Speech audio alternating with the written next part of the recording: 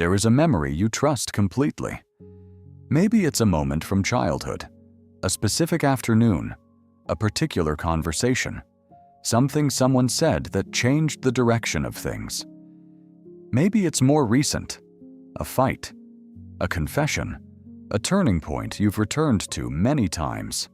You can see it, the light, the room, the feeling. It has texture, it has weight, it feels in the way that only real things feel, like something that actually happened. Here is what the science of memory has spent 50 years establishing.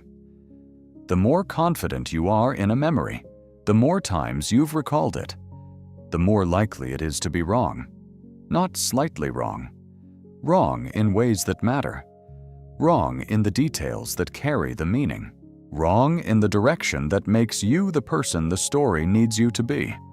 And every time you've remembered it, every time you've told it, thought it, used it to explain yourself to yourself, you've made it a little more wrong. This is not a flaw in memory. It is exactly how memory works. And when you understand the mechanism, the implications reach further than any single recollection. They reach into who you think you are. Stay with this. These are the questions Otherwise Human was built for. Subscribe, and there's a new one every Saturday.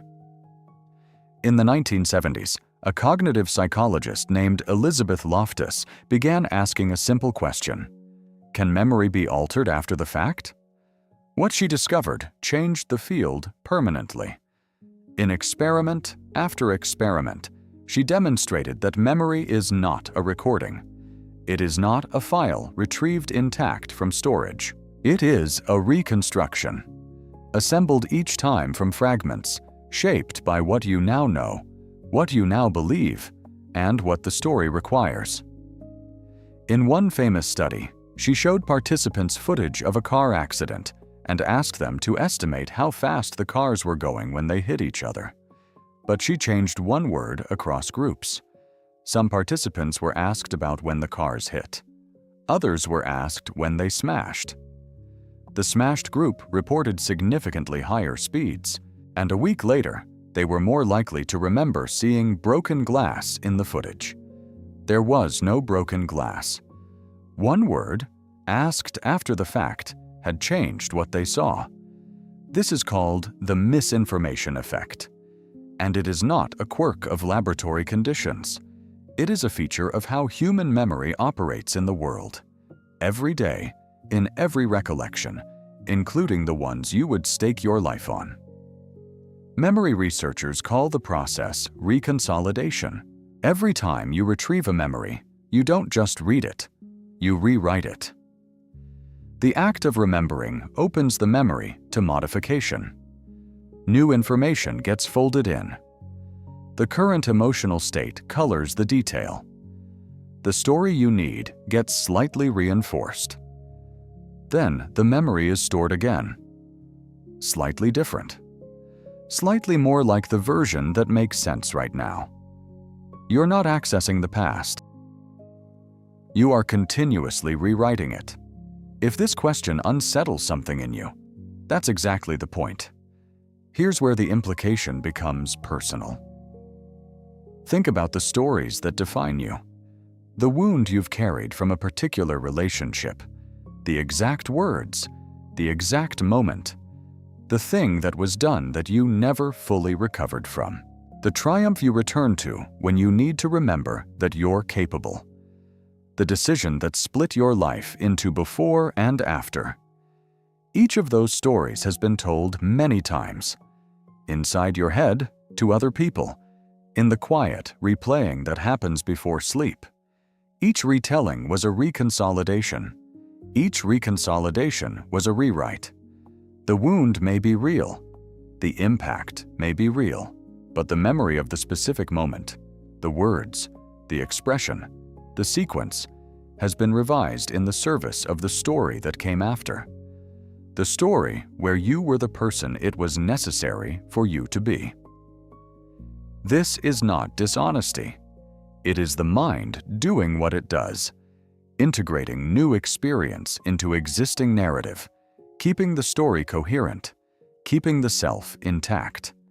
But it means that the evidence you use to understand yourself is not neutral.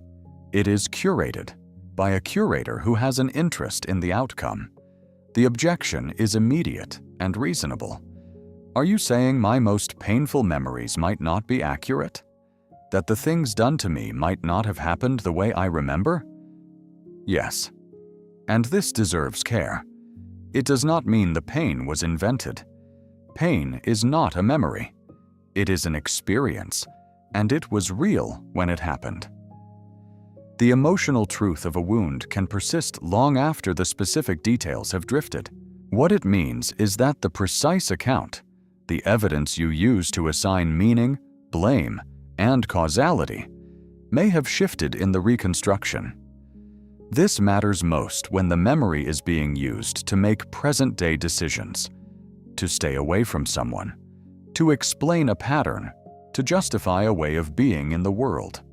If the account has drifted, if the reconstruction has served the narrative rather than preserved the record, then the decisions built on it are built on something that has changed shape, not invalid, but worth examining.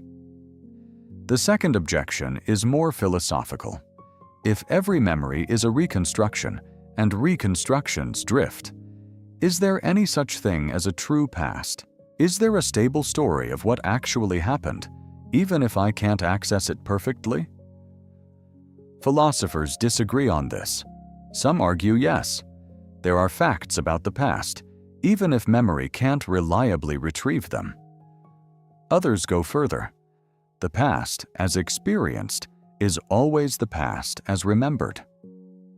There is no version of your history that exists independently of the mind that holds it. What this means practically is that your history is not a fixed thing you carry. It is a living thing you continuously revise. The person you are today is the latest author of a story that has been edited many times. Some of the early chapters have been rewritten so thoroughly that what you remember is the rewrite, not the original. Some of the turning points have been reframed so many times that the framing has become the fact. None of this is pathological. It is human. Every person you know is doing the same thing. But some people are aware of it, and awareness changes something.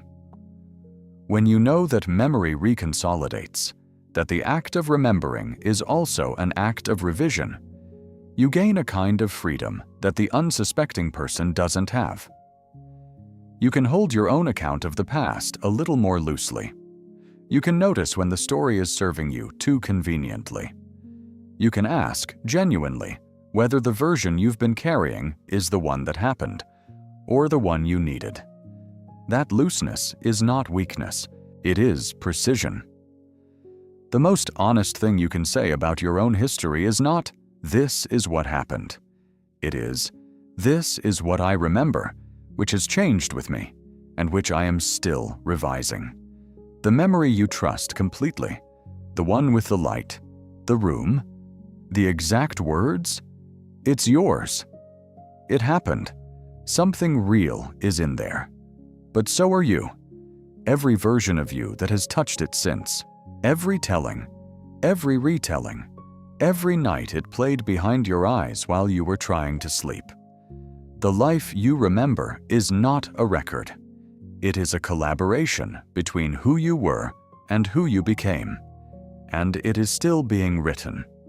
If that question stayed with you, share this with someone whose past you think you understand, and subscribe to Otherwise Human.